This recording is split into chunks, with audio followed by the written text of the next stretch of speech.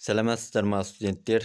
Семей қаласы көлік колледжі Қазақстан тарих пәні сабағы оқытушы Ораз Айдын Әмірбекұлы. Бүгінгі сабақтың тақырыбы 18-19 ғасырлардағы қарсы ұлт азаттық көтерілістер, 19 ғасырдың бірінші жартысындағы ұлт азаттық қозғалыстар. Сабақтың мақсаты көтерілістің негізгі алғышарттарын, себептерін, мақсатын, көтеріліс барысы мен жеңілу себептерін, тарихи маңызын анықтау. Патша үкіметіне қарсы ұлт азаттық көтеріліс бастаған басшылар: олар Сырым Датұлы, Исатай Тайманұлы, Махамбет Өтемісұлы, Кенесары Қасымұлы, Есет Батыр, Жанқожа Нұрмағамбетұлы, Иса Тіленбайұлы, Досан Тәжіұлы және 1916 жылғы ұлт азаттық қозғалыстың басшыларын айтуға болады. Ұлт азаттық қозғалыстың қозғаушы күштері: Сырым Датұлының қол астында қарапайым көшпенділер, билер, старшындар, батырлар. Кенесары Қасымұлының қол астындағылар сұлтандар, ірі ақсүйектер, әртүрлі ұлт өкілдері, өзбек, орыс және тағы басқа. Махамбет пен Исатай Тайманұлының қол астындағылар қазақ шаруалары, беріш рулары, билер, старшындар. Есет пен Жанқожа Нұрмұхамбетұлы бастаған ұлт азаттық қозғалыстың құрамында қарапайым халық, батырлар. Еске түсіп езіліп отыр ішім, тарих қойны қанмен жас өкінішім, таулар шөгіп батырлар шет болған, тәуелсіздік таңына жету үшін дегендей, Атырау мен Алтай арқа аралығында халқымыздың басына түскен қасіреттерді ешкім жоққа шығара алмайды. Әсіресе 18-19 ғасырлардағы тәуелсіздік үшін күрескен Сырым, Кенесары, Исатай, Махамбет, Жанқожа, Есет батырлар өмірін, өнеге істерін, қаһарман ерліктерін жас ұрпаққа паш ету қазіргі күннің талабы. Ұлт азаттық көтерілістің басшыларына жеке тоқталып өтсек, Сырым Датұлы 1712-1802 жылдары өмір сүрген. Зерттеулерге қарағанда, Батыс Қазақстан облысы Тайпақ ауданында дүниеге келген қазақ халқының өте тапқыр, көрнекті шешендерінің бірі. Және мемлекет қайраткері, батыр, қолбасшы, байбақты руынан шыққан, ұйымдастырушы, әділ болған. Сырым Датұлының мақсаты: ғасырлар бойы ата-бабаларымыздың пайдаланған жерлерін қалпына келтіру, Орал казак әскерлерінің қазақ жерлерін басып алуын тоқтату, Нұралы ханның озбырлығына шек қою болды. Сырым Датұлы бастаған көтеріліс Қазақстанның батыс аймағында болды, яғни кіші жүзді қамтыды. Келесі тоқталатын көтеріліс басшылары: олар Исатай Тайманұлы және Махамбет Өтемісұлы. Мен едім, мен нарында жүргенде, еңіреп жүрген ер едім, Исатайдың барында екі тарлан бөледім деген өлең жолдарын білетін шығарсыңдар. Яғни Махамбет Өтемісұлы ұлтжанды, батыр, қолбасшы, ақын, Исатайдың серігі болған. Шұрайлы жерлер үшін күресемін деп қол бастаған Исатай Тайманұлы ер жүрек, батыр, қолбасшы, Махамбеттің серігі. Исатай Тайманұлының мақсаты: отаршылдық, саясатқа қарсылық, шаруалардың жерін қайтару, хан озбырлығына шек қою. Исатай Тайманұлы, Махамбет Өтемісұлы бастаған көтеріліс Қазақстанның батыс аймағында болды, яғни кіші жүзді қамтыды. Бұл көтеріліс 1836-1838 жылдары болған болатын. Бұл көтеріліс кезінде Ақбұлақ, Тастөбе деген жерлерде үлкен шайқастар болды. Келесі ұлт азаттық көтерілістің басшылары: Жанқожа Нұрмұхамбетұлы, Есет батыр. Ел үшін атқа отырдым деп Жанқожа Нұрмұхамбетұлы дарынды қайраткер, батыр, қолбасшы, ұлт мүддесін қорғаушысы. Ал Есет батыр болса, халқымыздың бақытты болу үшін жан пида деп ұлт жанды, көтеріліс басшысы, батыр, ел мүддесін қорғаушысы болған. Есет батыр мен Жанқожа Нұрмұхамбетұлының мақсаты: салық жинауды тоқтату, хиуалықтардан сыр бойындағы қазақтарды қорғау, отаршылдық саясатқа қарсылық болды. Жанқожа Нұрмұхамбетұлы мен Есет батыр бастаған көтеріліске тоқталатын болсақ, бұл Қазақстанның оңтүстік бөлігінде және батыс аймағында болған болатын. Яғни Сырдария, Арал маңында жерлерде бұл көтеріліс Қоқан және Хиуа хандықтарымен, сонымен қатар патша үкіметіне қарсы ұлт-азаттық қозғалыс болды. Енді сабағымыздың басындағы Сырым Датұлы бастаған ұлт-азаттық көтеріліс туралы қысқаша бейне көрініске назар аудардыңдар. Датұлы бастаған кіші жүз қазақтарының 1783-1797 жылдардағы көтерілісі. Балалар, сендер білесіңдер, Қазақстанның Ресейдің құрамына қосылғаннан кейін патша үкіметінің отаршылдық саясаты күшейгенін, қазақ халқының отаршылдық саясатқа наразылығы өсті. Осындай ашық наразылықтың бірі Сырым Датұлы бастаған кіші жүз қазақтарының ұлт-азаттық көтерілісі. Бүгінгі тақырыбымызда Сырым Датұлы бастаған көтерілістің басталу себептері, барысы, аяқталу және маңызына тоқталамыз. Ең алдымен көтерілістің себептері мен мақсаттарын қарастырайық.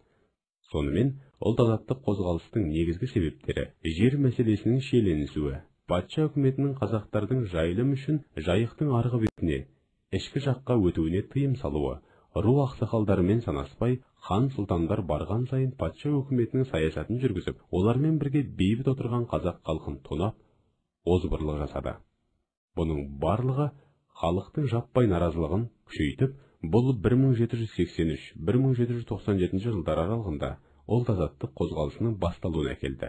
Көтерілісшілердің басты мақсаты ғасырлар бойы қалыптасқан жерді пайдалану жүйесін қалпына келтіру. Қазақтар 1756 және 1771 жылдардағы жарлықтарға қарамастан, Еділ мен Жайық арасындағы жайылымдарды пайдаланып келді. Патша үкіметі аймақта өз позициясын нығайту мақсатында қандай да болмасын жасалған жеңілдіктерді шектеуге тырысты. Пугачев бастаған шаруалар соғысынан кейін қазақтардың жер мен суды пайдалану құқығы кеңейтілген болатын. Бұған Орал қазақ әскерлері қарсылық білдірді. Ресей үкіметі ішкі аумақтарды басып алу үшін тұрақты әскер құрамындағы жүрген қалмақтар, башқұрттар, татарлар арқылы ұлтаралық араздықты іске асырып, оны шебер пайдаланды. Ресей империясы қазақтардың көшпелі дәстүрлі шаруашылығын құртуға тырысты. Сонымен қатар 1782-1783 жылдары қысында жұт болып, халық күйзеліске ұшырады. Бұндай жағдай халықтың көтеріліске шығуына түрткі болды. Көтеріліс кіші жүзді қамтыды. Көтеріліс басшысы Сырым Датұлы болды. Ол қандай тұлға еді? Ол кіші жүздің ірі тайпаларының бірі Байұлының ішіндегі Байбақты руынан еді. Сырым Датұлы терең ойлы, қайратты, тапқыр, айлакер, әйгілі шешен, өз бойына бидің, батырдың, ханның да қабілеттері мен қасиеттерін ойдағыдай ұштастыра білген ержүрек батыр адам болған. Сырым Датұлы Пугачев бастаған шаруалар соғысына қатысып, қазақ жасақтарының басшыларының бірі болған. Сырымның осындай жеке басының қасиеттері оның ұлт-азаттық қозғалысының басында болуына жағдай жасады. Көтерілістің қозғаушы күші шаруалар болды. Ал билеуші топтардың әрекеті қандай болды? Хандар мен сұлтандар патша үкіметінің сенімді тірегіне айналды. Ақсақалдар, билер, батырлармен санаспады. Билер мен батырлар хан мен сұлтандардың құқығы мен билігіне шек қоюға тырысты. Кіші жүз ханы Нұралы мен оны жақтаушылар елдегі ішкі саяси жағдайды жеке бақылай алмады. Осындай шиеленісті жағдайда көтеріліс басталды. Енді балалар, Сырым Датұлы мен казактардың арасындағы негізгі қақтығыстарға тоқталамыз. Орал казак әскерлерімен алғашқы шайқас 1783 жылы, ал Орал казак әскерлерімен кескілескен шайқас 1784 жылы маусым айында басталды. Көтерілісшілер Жайық шебімен Ор бекіністері маңында топтасты. 1784 жылдың қарашасында көтерілісшілер саны 1000 адамға дейін болды. 1785 жылы ақпан айында генерал-майор Смирнов бастаған топ шықты. Көтерілісшілер Жем өзені бойында топтасты. 1785 жылдың көктеміне дейін көтерілістің басты қимылы Жайық бойындағы бекіністерге, казак әскеріне қарсы бағытталды. Ал Нұралы ханның ашық түрде патша үкіметін жақтауы феодалдық топтар арасында жік туғызды. Көтерілістің ендігі мақсаттарының бірі Нұралыны хандықтан тайдыру болды. Осындай саяси шиеленісті патша үкіметі қалай пайдаланды? Кіші жүзде хандық билікті жойып, отарлауды тездетіп, әкімшілік билеуді өзгертуді іске асыруды ойластырды. Оны дайындаған барон Игельсторм болды. Оның жобасы бойынша кіші жүзде хандық билікті жою, сөйтіп кіші жүз қазақтарын билеуді шекаралық сотқа беру еді. Шекаралық сот тікелей генерал-губернаторға бағындырылды. Бірақ жоба тоқталды. Себебі Франциядағы король билігінің құлауы Романовтар әулетіне қарсылық тудырды. Хандық биліктің жойылуы Ресейдегі монархтық билік мүддесіне қайшы келді. 18 ғасырдың 90 жылдарында көтерілістің жаңа кезеңі басталды. Оның ерекшелігі: көтерілістің біртіндеп ұсақ топтарға бөлшектенуі, партизандық күрес әдісіне көшуі. Сырымның 1791 жылы Елек, Красногорск бекіністеріне әрекеті сәтсіз болды. Көтеріліс уақытша бәсеңдеді. Бірақ хан сарайының халықтың мойнына ауыртпалықтарды күшейтуі және 1796-1797 жылғы қысқы жұт көтерілістің қайтадан жандануына себепші болды. 1797 жылы наурыздың 17-сінде Сырым тобының хан сарайына шабуыл жасауы Есім ханның өлтірілуімен тынды. 1797 жылы күзде полковник Скворкин бастаған топ Сырымды қудалауды бастады. Сырым тобының көшіп кетуі жазалаушылардың жоспарын орындатпады. Патша үкіметі Сырымды өзіне жақындатуға тырысып, хандық кеңес құрды. Бірақ хандық кеңесте Сырымның ықпалының өсуі патша үкіметін үрейлендірді. Хандық билікті қалпына келтірді. 1797 жылы Сырым Қаратай сұлтанның қудалауынан Хиуаға өтіп кетті. Сонымен көтеріліс жеңіліске ұшырады. Бұл көтерілістің жеңілуіне төмендегідей жағдайлар ықпал етті: старшындық және жеке топтың арасындағы алауыздық, көтерілістің нашар ұйымдасуы, байланыстардың әлсіздігі, Сырымның көтерілістің әр кезінде мақсаттарын өзгертуі. Көтеріліс жеңіліске ұшыраса да, оның тарихи маңызы зор болды. Кіші жүздегі ірі халықтық қозғалыс болды. Көтеріліс патша үкіметінің отарлау саясатының түпкілікті мақсаты Жайық бойындағы ең жақсы жерлерді басып алу екенін дәлелдеді. Көтерілістің нәтижесінде 1801 жылы патша үкіметінің қазақ руларына Жайықтың оң жағасына өтуге, мал жаюға рұқсат беруі осы көтеріліске де байланысты болды. Енді көтерілістің жеңілу себептеріне тоқталатын болсақ, бірінші, Сырымда атылы нашар ұйымдастырылуы, қару-жарақтың аздығы, старшындар алауыздығы, ру аралық қайшылықтар, әр кезде мақсаттарының өзгеріп отыруы.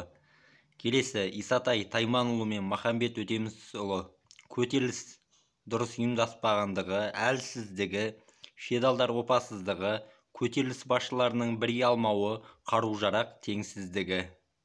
Енді көтерілістердің тарихи маңызына тоқталсақ, тәуелсіздік үшін болған күрестердің бастапқы белгісі болды. Көтеріліс жеңіліске ұшырады, бірақ көтерілісті болашақта жалғастыру керек екендігін түсінді. Көтеріліс ұлт-азаттық сипатта өтті, халықтың саяси санасы, отаршылдыққа қарсы көзқарасы күшейді, бірлік пен саяси орталықтың қажеттілігін түсінді. Келесі үй тапсырмасына көшеміз. Үй тапсырмасы Вен диаграммасы арқылы болмақ.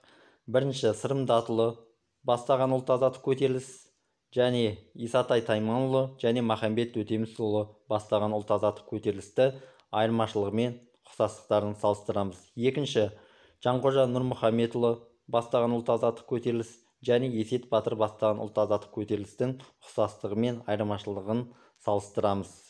Және кері байланыс орнатып, Canvas платформасына жібереміз.